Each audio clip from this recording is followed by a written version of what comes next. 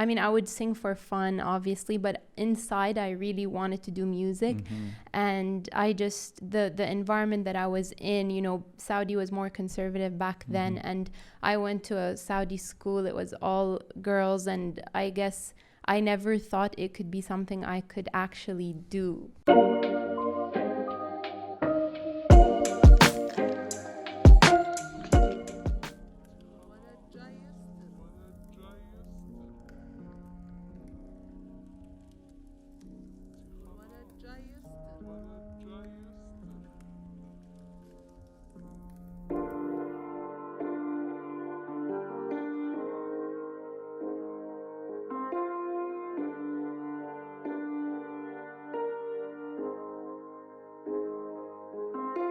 Started at 11, I would look up at the heavens and cry. Told me not to think ahead, I was lying in my bed wondering why. I would never listen, no, I had a vision, it's true. And I knew there's nothing that I can do. I hit the ground running. Hit the ground running. Making something from nothing. And from the ashes I rise, rise, rise. I hit the ground running. Hit the ground running. Making something from nothing. And from the ashes I rise, rise, rise, rise. Bismillah ar-Rahman ar-Rahim. Welcome to the Mo Show podcast, episode 20. I was very proud to get to this point, actually. And here we are.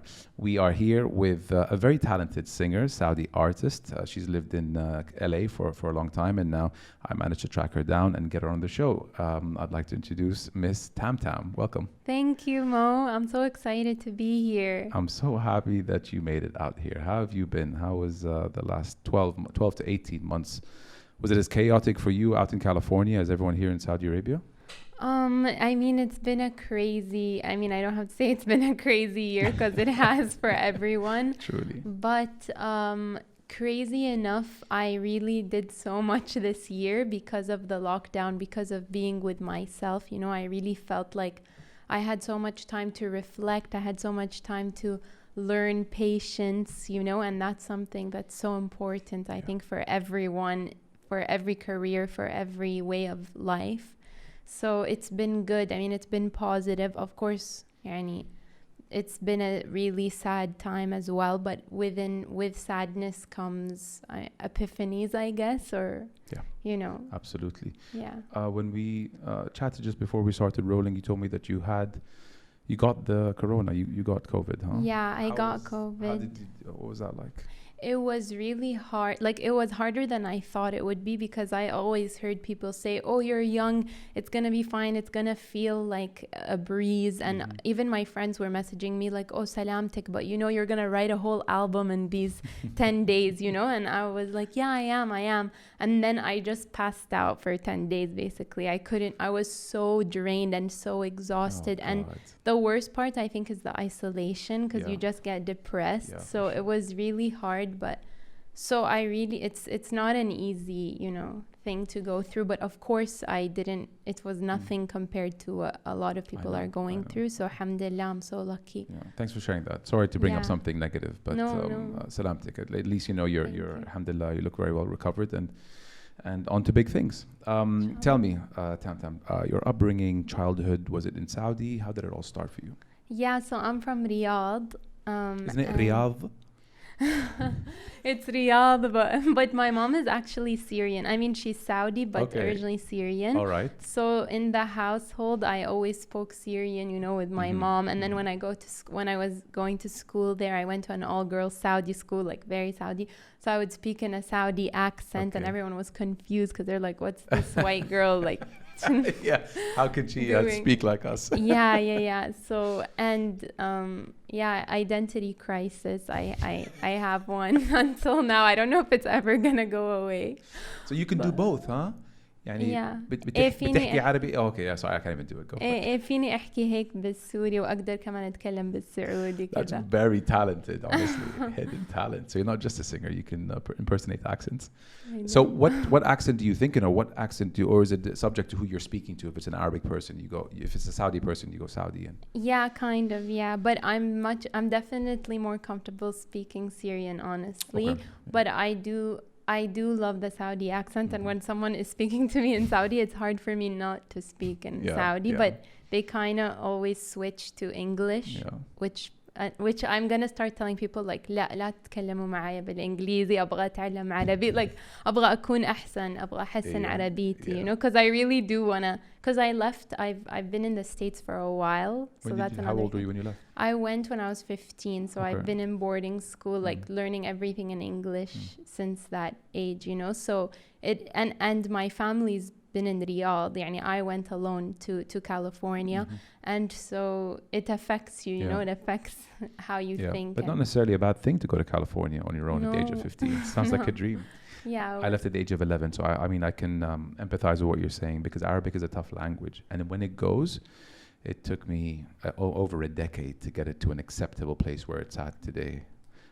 So I mean, it's if you're not practicing it, you know you can quickly forget it. Yes. True. But so you did California from the age of 15, and then when did you get into singing? And so I actually got into singing when I was in Riyadh. I was 11, and I mean, I sang my whole life since I was a kid. I mean, we all sing, right? I feel like when you're a kid, you just sing. Everyone sings in the shower. Yeah, and you know, when you're a kid, you don't think about it. You just have a good time. And so I've been singing for a while, but when I was 11, my friends started to tell me like, oh, you actually can sing, by the way, you know? And I thought, I mean, I felt, you know, passionate about doing it. And I mean, I would sing for fun, obviously, but inside I really wanted to do music. And I just, the environment that I was in, you know, Saudi was more conservative back then. And I went to a Saudi school. It was all girls. And I guess I never thought it could be something I could actually do for real, you know? And I remember being in class. I was in one of my dean classes. And I told the teacher was telling us how music is haram, you know. So it really made me sad, because I felt like someone was, you know, crushing what I want to do. And so I raised my hand in class and I asked the teacher. I said, "Oh, is it haram to do music? Is it just as haram to listen to music as it is to do music?" I mean, I was 11 and I was like analyzing the whole situation, and she told me she said, if you do music, it's more haram because you get all the sins of everyone who listens to your music. I don't know if you want to put this, but no. I mean, because I wanted to add to that. When I was in school here, I heard that a lot. Music is haram, and then like people's interpretation of music has changed over time. It's acceptable now. Yeah, it is. You know, to some degree, it's fine. Yeah. So I don't know if it's so much as religion as much as it might be culture. No, yeah, it's definitely culture for sure. And music does so much to unite people, and it's such a beautiful thing that even it doesn't have a language, you know. I mean, we were just listening to some reggaeton vibe music, you know, in Spanish, and we don't understand what we're listening to, but it's something that you don't need to understand it, you just feel it, and that's what I love about it. Yeah, it does bring people together. Who were your favorite artists growing up? Honestly, I love Michael Jackson. He's my favorite, and you've told me that he sang Thriller on this mic. He did, yeah. Thriller was recorded on these Shure mics, which is pretty cool. That's so cool. You know, a mic that, which I thought is like new, state of the art, when was Thriller produced? In the 80s? In the 80s? Yeah. 40-year-old mic, and Thriller was recorded on it. So He's cool. a very popular person that singers look up to. Yes. As inspiration. True. He was a singer, he was a dancer, he was, you know, the greatest of all time, you know, the GOAT. Any specific song that like is your favorite from his? I love the way you make me feel. That's a very That's good one. a good one. Yeah. I would play it right now, but I don't want to be done for like intellectual property. So that's Oh yeah, true. No. and modern day, any singers that you really like listening to? Yes, there are so many. It's hard to choose. Well, Khalid, I love Khalid. I love Haim. I don't know if you know Haim. I don't know Haim. Okay. And they're three sisters, and they're from LA, and I love their music. Are they new on the scene? No, they've been around, but what I love about them is they're super real and organic. Like they don't release music all the time. They do it when they have amazing. You know, they're one of those just like from the heart, soulful. Yeah, exactly. That's awesome. Yeah, they're great. And Setangana, I was telling you. Yeah, you were telling me about. I had trouble trying to get him on iTunes, but I'll try and to Bad Bunny. I'm really into the reggaeton vibes too. Did you ever consider? This one's off the cuff. Did you ever consider American Idol or X Factor? Did you ever apply? Honestly, I've been approached by the ones in the Middle East actually, and I don't know if I don't know. It's such a debate in my mind because I feel like there's pros and cons. I mean, there's pros and cons to everything, but I always kind of go with the flow, and I say, you know, if something does work out and it goes through, it's meant to be. And if it doesn't, for some reason, if I don't feel comfortable signing a contract or whatever that doesn't look good to me, I'm not, you know. So I follow my gut, and I just decided not right now to opt out. Yeah. You mentioned Khalid earlier. He's actually one of my fans, and your sister, who is in the studio now, said reminded you to share a story about Khalid, a funny story that or an encounter that you had with Khalid. So now's your time to tell the world. Okay, so I was actually at Coachella in the last time Coachella happened, R.I.P. Coachella, in 2019, and I was in like whatever. Khalid came on, and I was watching him, and his song "Young, Dumb, and Broke" came on. I don't know if you know it. I don't know that one. Young, Dumb, and Broke. Like it's yeah. Yeah, that one. I know that one. And so I was just like really into, like I was jamming to this song, and this girl next to me was jamming too. And so like we were both like, we really had a connection, me and this girl, and we were like random jamming, stranger, like a random girl. Yeah. We were jamming to this song, blah, blah, blah. And then I looked at her and I really like, I looked at her and I was like, wait, how old are you? And she was like, I'm 12. And I was like, no oh my God, way. I just was like, had such like a connection with this 12. Like it was just so funny, but I just found it so hilarious that I was like really like connecting with this 12-year-old like to Khalid. That's crazy. Yeah, but that's what music does. It does, yeah. You know, all cultures and all ages as well. Which is pretty awesome. Yeah. Growing up, obviously your parents knew that you're into music, and they probably sensed that you wanted to make a career out of it.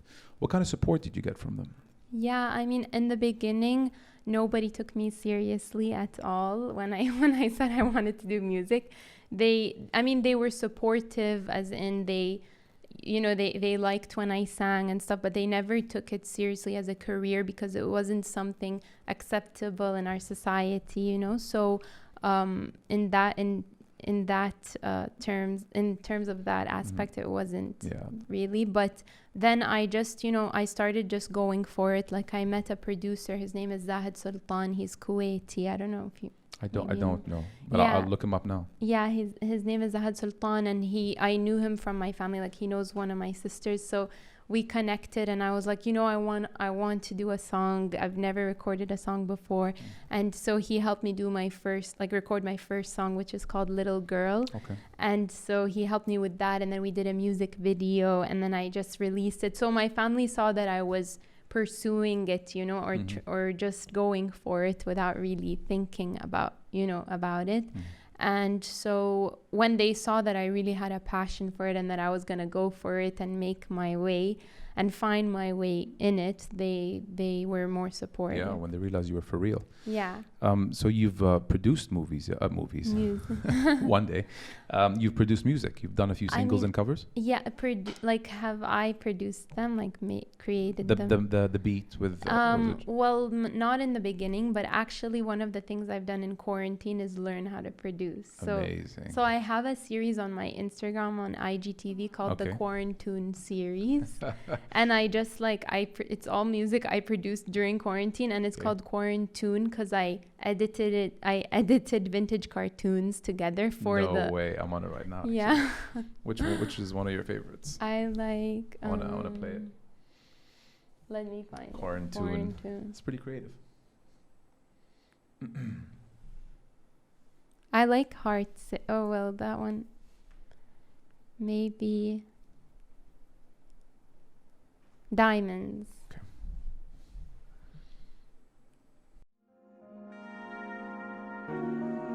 So this is something that you produced. Tell me, would you love to go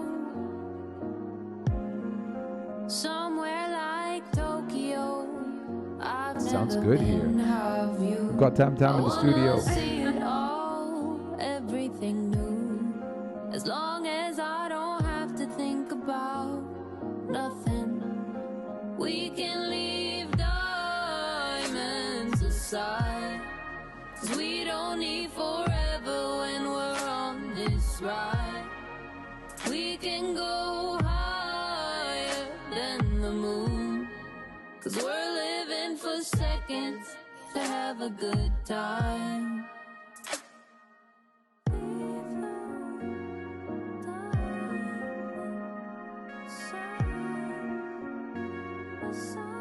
That's so creative. That was playing on that, huh?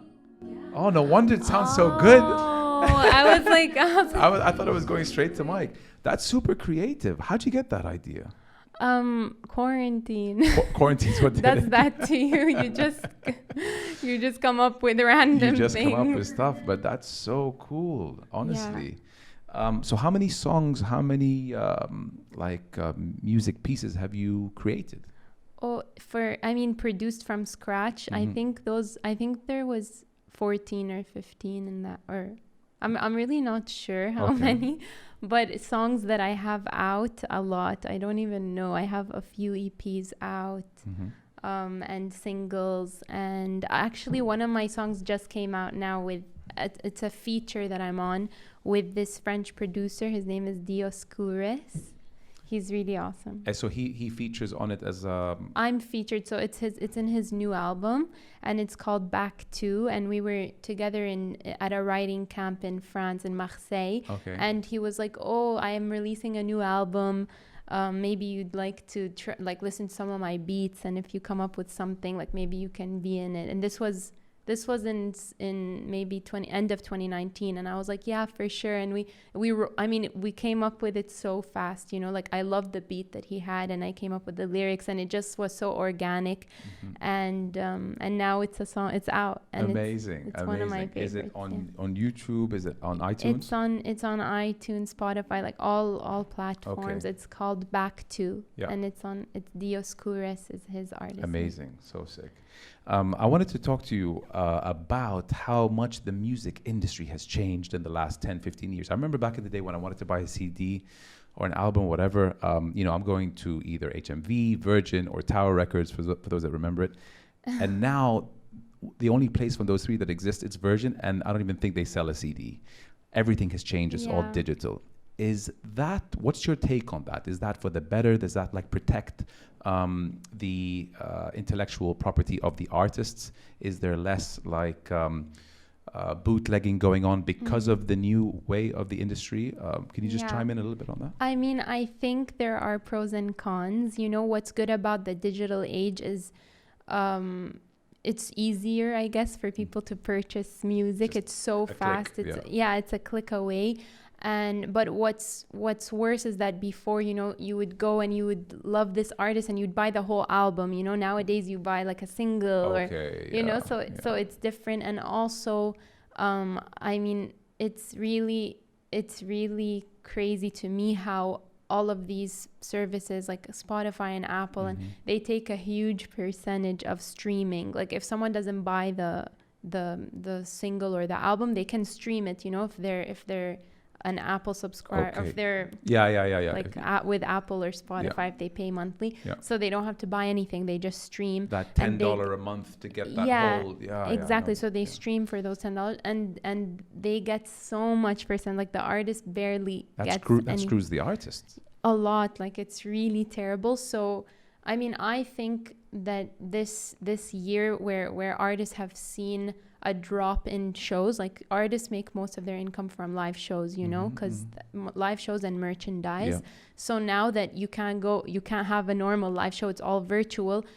I'm glad this is happening only because I hope it's gonna bring awareness to the whole industry and, you know, wake them up and say, you know, artists should make more money when people stream their music. It's kind of like 1 + 1 = 2. It just makes sense. So tours are the real money makers for artists. When you're out on tours, you know, setting up concerts, that's really where you make the money. Yeah. So they must have been taking a hit in the last year and a half. I'm sure. And I mean, of course, unless you're getting millions and millions of streams per month, then you're fine. Okay. But yeah, most artists make most of their money from tours. Yeah. As far as Tamtam is concerned, you know, with where she's going and where you're taking this, and I'm so proud of like of what you have done with it so far. What's in store for you future-wise? Where do you want to take your brand? Yeah, so I have a new EP coming out, and it's been kind of like difficult to see when to release it because of COVID. So but I'm really, really excited about it, and I'll say that I'm embracing who I am more than ever before, as in, you know, the combination that I am, which is Saudi and also from the West. I feel like I have both in me, and it's and I've shown that in the music in a way that I've never done it before. So I'm really excited to release that. And where I want to go, I mean, I want to do a world tour. That's one of my dreams, you know, to just go on tour and to perform in festivals. And I love performing live, so I hope that comes back soon. And just to be able to connect with people from all over the world, inshallah. What was one of your bigger audiences that you have performed in? Like, did you ever perform like on stage, like? Yeah, I performed in Kuwait at a festival called Kuwait Rising, and that was maybe 500 people. Yeah, that was really cool. And butterflies, I'm sure, before going on stage, huh? Yeah, but it was such a fun experience. And Joss Stone, I don't know if you know Joss Stone. I do know, She was the headliner. Okay. So it was cool because I got to meet her. And actually Zahid Sultan, the producer he is in charge of that show of Kuwait Rising, so that was cool. Yeah, I think I was supposed to perform at South by Southwest this past year in Austin, but it got cancelled because of COVID. But yeah, I think that was... You strike me as a very positive person, mashallah. Like, I feel like if you're on stage, you know, you own it, and not... I don't think much bothers you because I can just sense your positivity. It radiates. Did you ever have any like dark days or days like when you were thinking, you know what, this is not for me, or even like, I hate to use the word, but like quitting? Did those thoughts ever cross your mind? Yeah, for sure. Like, I think as human beings, we're always, you know, we have good days and bad days. And definitely, I mean, there are always days when I don't feel my best, and I feel like, oh, it's so tough going this way. You know, there are easier ways to go. And I often think about that, even some moments. But I think my biggest lesson is just not making quick decisions, you know, just like feeling my feelings and really feeling them, and just saying like, oh, thank you, God, for turning this into something positive, into love, you know, turning this like anxiety into love or whatever. Just doing that really helps, and just going with the flow, taking it day by day, because quick decisions never turn out good ever. No, I've done too many of those. Yeah, we all have. Yeah. Do you feel like you're living your dream right now? Definitely. Yeah. Yes, and that's another thing. I think not when I first started, but for a long time when I was in music, I always said, oh, I I can't wait. My dream is to do this and my dream is to do that. I can't wait till that happens. Oh, when that happens, I'll be satisfied. When that happens, I'll be satisfied. And now I literally am happy. I don't feel that need, or I mean, of course there are things I want and there are things that would make me feel happy as well, but I'm also happy with what I am doing now in this moment, and that's so important. Definitely stopping and smelling the roses. Yeah, we often don't do it, as humans. We're always thinking of the next, the bigger, the better. But how about enjoying today? Yani, it's a gift that I think not enough of us take, that most of us take for granted. That's what I want to say. You mentioned something about your love for coffee. Yes. So I recently came across this chain here in Saudi. I won't mention the name, but on the cup, which I thought was quite risque, it said, I shouldn't be promoting this, but anyway, it said, caffeine is my drug of choice. Oh, yeah. Okay. It's definitely oh my God, I really think I'm addicted. Well, it's the biggest drug in the world. I mean, consumption-wise, it is classified as a drug. Is it caffeine or sugar? Caffeine. Sugar is another topic, but on the cup it said caffeine is my drug. I mean, I think I would classify them both as drugs. Yes. I can't have my coffee without a bit of sweetener, like I can't drink it on its own. So maybe sugar is a drug as well. But it's crazy in Saudi how many coffee shops have popped up everywhere. I know. Which is probably music to your ears, no pun intended. I love coffee. Actually, I'm gonna have some coffee now because definitely, you inspired me. Yes, this is the one that was made by your lovely cousin. Yes. So you how many cups are you having a day? Oh my God. Oh, it's that so many? Bad. I mean, lately, I don't know why, because in the latte I had today, there were 2 shots of espresso. Before that, I had a Turkish coffee at home, and now I'm having this. So 3 shots and 1 Turkish coffee. Is that a lot? That's a lot. Really? That is a lot. How many doses of caffeine is that? That's about 7. I don't know. I need to stop. I don't need to stop. I need to cut down. Cut down, exactly. Yes. Yeah, that's all you got to do. Is there something that people get wrong about you that you feel, they're always like, it's like a misconception that they just don't know enough about you, but they assume you are that based on, stupid assumptions? I guess something that a lot of people, not that they don't know about me, but something that often comes up when people meet me, no matter where I am in the world, is, oh, where are you from? Like, nobody can tell where I'm from. Even when I'm in Saudi, no one would believe that I'm Saudi. And when I'm in the States, no one can tell where I'm from either. They don't think I'm American. They don't think, they would never think I'm Saudi, So it's always something that's kind of mysterious about me. And it used to not bother me, but it used to kind of, I always wondered, I mean, that's where the identity crisis kind of comes from, because I'm always like, oh, well, if no one can tell where I'm from, where am I from, But at the same time, I think it's also a gift in a way, because what I want to do with my music and with my voice is to connect people from all over the world. And I think, having that background as well, where my music has no place, a specific place. It's for everyone, or boundaries, and I'm the same. So does it act as a good stress reliever, do you feel? Music? Or if you're stressed, if you belt out a tune, you just feel like, oh, I feel so much better now? Yes, it's definitely therapy. Listening to it for me is a stress reliever. 100%. And just playing the piano, just not even thinking about writing a song or anything, just going for it and jamming. It's amazing. Yeah. What instruments do you play? Piano. Grade 10. What does it go up to, the piano? Oh, I don't know, but I'm not a classically trained. I'm not, Mozart. You hear it, you can then bang it out if you hear a song. Sometimes. You should have got a piano in here. I want to see you play. I would play for you. I'd play a song. I would love to hear it. My cousin and I, we just did a cover of Rashid al-Majid. It's really funny because everyone is always on my Instagram. Okay. Do you want to play it or should I?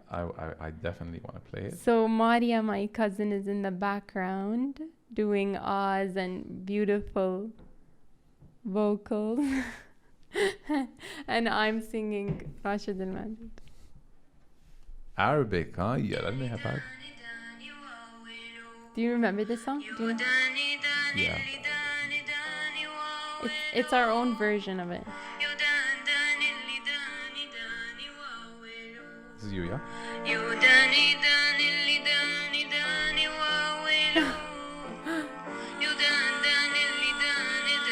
Do you hear the eyes? So creative, yes, of course.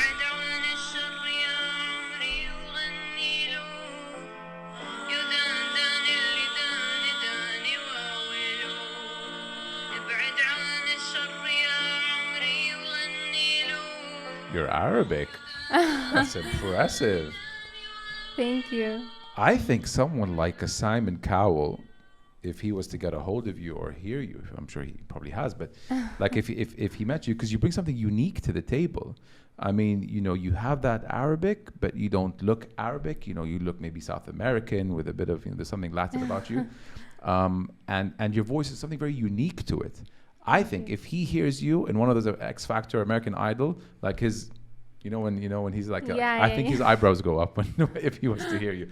Honestly, that would be cool. That's really, really creative. Thank you. Like I'm sure like most of your music is very diverse. Like you don't have a specific way. Like you can go on either sides of the spectrum. Rashid al-Majid is, for example, is something on the other side of the spectrum. Yes, definitely. You know, yeah, I like to take something and make it my own, you know. Yeah, that's really cool. Have you ever been approached by a younger fan, boy or girl, about what it's like to be in the industry, what it's like to be a singer? Yeah, on Instagram, I get messages a lot of the time from, especially when I first started doing, like, especially when I started releasing music, and I got a lot of messages from young women and men, like young boys too, and a lot of them from the Middle East, from Saudi. And it was great because they just felt inspired, you know, and I love that they vocalized that to me, because you know, as an artist, it's nice to hear that, you know, it's a tough road to go, but at the same time, when I hear that, I know that I'm on the right path, and I want to be able to help them too. And I'm so glad that things have changed and are changing in Saudi and in the Middle East, and especially Saudi, like all the changes that are happening with the encouraging the youth to do music and to do arts and to do, I think that's so amazing. And the amount of talent in Saudi is insane. It's beyond undiscovered. It's amazing. I mean, it's so inspirational. For sure. There's a platform there's a platform for anyone to exercise whatever their interests are, you know. And I said it before and I'll say it again. If you're good enough, government will get behind you. They'll support you. They'll push you to put you in a position where you are recognized, you know, globally. Nothing should stop you from one day headlining a concert in Saudi. I mean, like Middle Beast. Who would have thought something like Middle Beast would happen on home soil? But it did. True. And I'd love to see you out there, you know. Inshallah. And we'd definitely come and jam to your music. Yes. Is there anything you want to, you know, put out there? Any words of advice to maybe, you know, a younger fan? Yeah, I mean, I was gonna say, because you mentioned if someone is good enough, but I just want to say, because a lot of people, I mean, that's where insecurity stems, you know, when they think about being good enough or what is good enough. And I just want to say and vocalize that it's more about going for it than even being good enough in a way. I don't know how to explain that, but it's more important to be passionate about something and just go for it, find a way, like look for the path and it will show up, you know. So find yourself. Yeah, and that's something I would want to tell people, you know. It's about just going for it, not overthinking, not being a perfectionist, just doing it, and you'll find your way, and being patient on the way. What's some good advice you got, or what's the wisest thing anyone's ever told you? Actually, one time I was lucky enough to meet Paula Abdul. Oh wow! And she and at that time I was learning guitar. But because I'm a songwriter, she knew I was writing songs, and I told her, I said, you know, I'm learning guitar, but I really find it hard to write songs with, like, when I play the guitar, I find it hard to write a song with it for some reason. Like, I can play it, but it's hard for me. And she said, you should try piano, because the piano is more similar to the human voice. So maybe if you try playing piano, you might be able to write songs with the piano. Because I was always writing songs separately from instruments, like just with my own head, And actually that was great advice, because once I started to play the piano, it really helped me to write music. Amazing. And this was Paula's advice. Yeah, this was Paula's advice. That's so thank you, Paula Abdul, if you're watching. I'm sure she is. She's a big fan of the show. Maybe one day. Yeah, I'm sure. That's really cool. It was really cool. And it's important for other artists, though. It's important to write with different instruments, to try out different instruments, because you're going to write a completely different song on piano and on guitar and on a beat from a producer. Of course. But it's interesting that she said that the human voice is more like a piano. Yeah. When you said that, I was like, you know what? Yeah, it is. It is. I know. More than any other instrument. Yeah, it was really good advice. Yeah. What's a mistake you'll never do again? I guess a mistake I'll never do again is be in a rush to make decisions. I think I mentioned that. You've done your fair share of yes, a lot of the time. It just, you're never gonna, it's not a good idea. It's almost like it's so simple, but we all do it, we rush to make irrational decisions. Yeah.